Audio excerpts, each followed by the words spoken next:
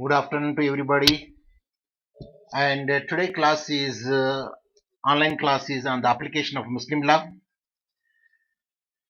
Indian courts don't apply whole of the Muslim law. The Muslim law that pertains to family matters or personal matters are only applied. The extent of usage and application of Muslim law in India courts or Indian courts is on the basis of certain enactments or on the grounds of equity, justice, and good conscience. Hence, an Indian courts uses Muslim law because it has the authority and is authorized to do so as per various acts and legislations, or because of it feels that there is a genuine need to apply in the case in hand so as to deliver justice. During the British rule days, much of the focus was on enactment of general law so that it is applicable on both the Muslims and non-Muslims.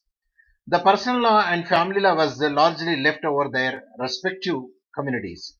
Several acts of the British era confirm this. Gradually, certain enactments were made in certain specific matters that the civil code applies Hindu law for Hindus, Muslim law for Muslims, etc. For example, consider the case of a gift that, as per Section 129 of Transfer of Property Act, that is a TPA, it is specified that if the donor is a Muslim, then it should be regulated by Muslim law of Hiba and the provisions of TPA will apply. Introduction to Shariat law. Sharia is a complete code dealing all matters of life. But Sharia law as a whole is not applicable in India. Sharia is applicable only to the extent of personal laws and applicable to Muslims alone. The British government implemented the Muslim Personal Law, that is Sharia Application Act 1937, also popularly called the Sharia Act, so as to remove the various doubts that used to emerge in regard to the application of Muslim law on Indian Muslims. This act formed the basis on which the Indian Muslims law emerged. At least 10 matters were clearly outlined for the application of the Muslim law in accordance to the Sharia Act.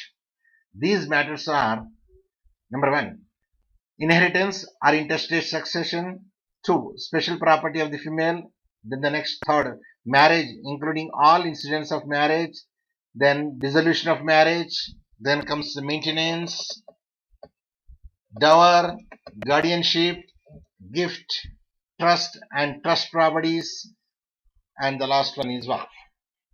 Civil courts and family courts are empowered to use the Sharia Act and Muslim law when both the parties are Muslims. A custom or a usage contrary to the Muslim law can't be applied now. In a situation where there is no statutory authority for the application of the Muslim law, the rule of Muslims law are applied by courts on the group of equity and justice. Now let us see Muslim law not applied to Muslims in certain circumstances. I repeat, Muslim law not applied to Muslims in certain circumstances. What are those circumstances? Let us see. These are few exceptions under which the Muslim law cannot be applied on Muslims.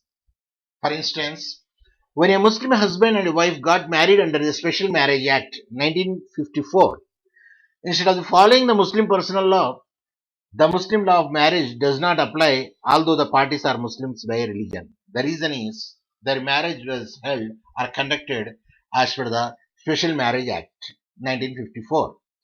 As we know that when the Special Marriage Act is conducted, either the Muslim with the Hindu or Hindu with the Muslim or vice versa, or Christian or any other religion, there is no bar for the religion to conduct the marriage under the Special Marriage Act 1954.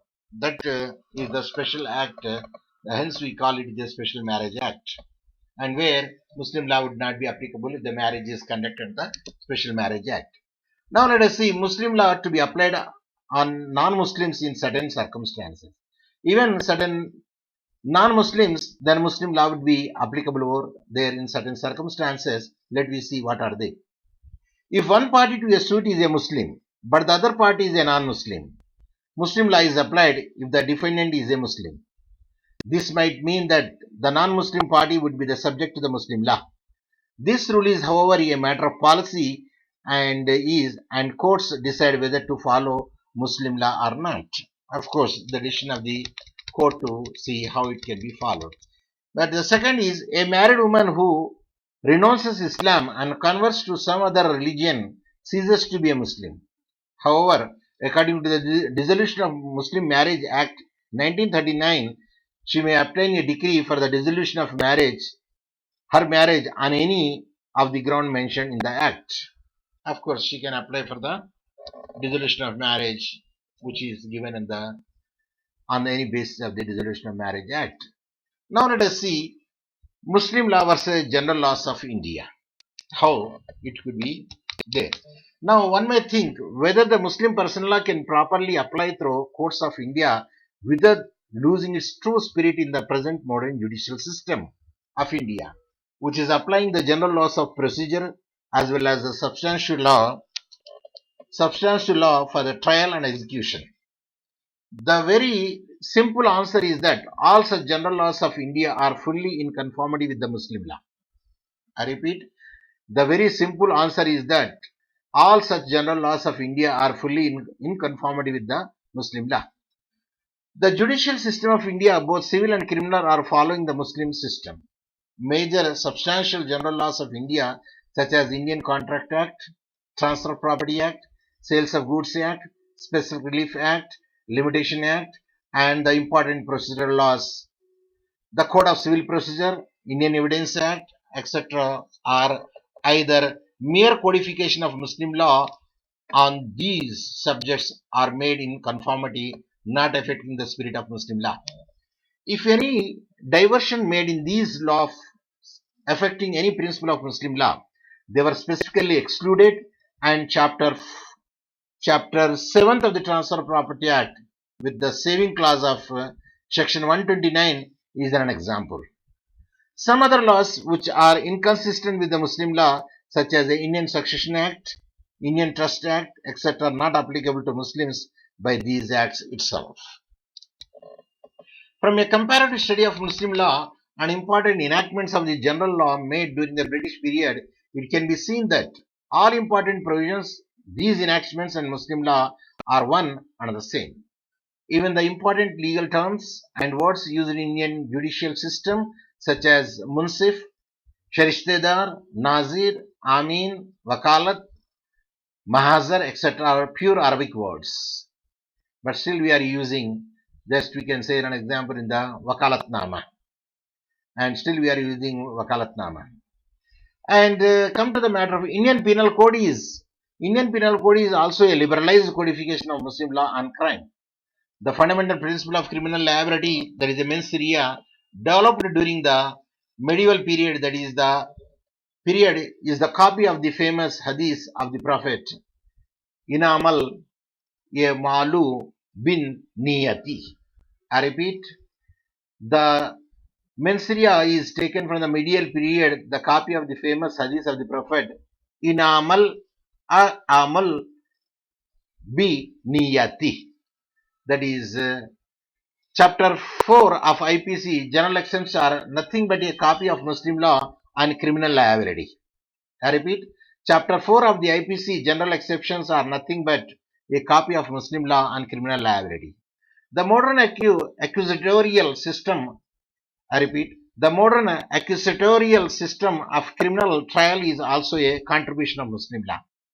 Mens rea also from the Muslim law, general exceptions also from Muslim law, and accusatorial system of criminal trial also a contribution of Muslim law. The Indian Evidence Act and Muslim law on evidence are almost the same. As the European had no such